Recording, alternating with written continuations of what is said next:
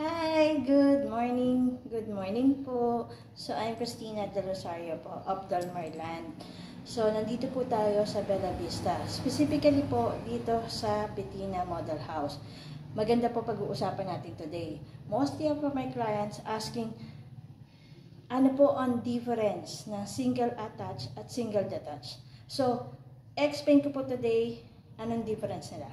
So, single attached tayo. So, single attached, one part of your house or yung firewall nakadikit po sa isang side of your lot.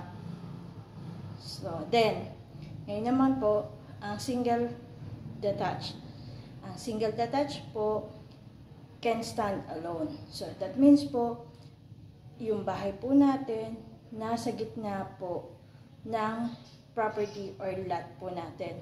So, dito po sa Bella Vista, ang Beatriz at Petina Model House ay mga single attached. So, may firewall po siya na nakadikit po sa isang part of your house. So, previewing po today, previewing every day. So, call me. I'm Christina De Rosario. 0915-4042-669. I'm willing and happy to serve you. God bless.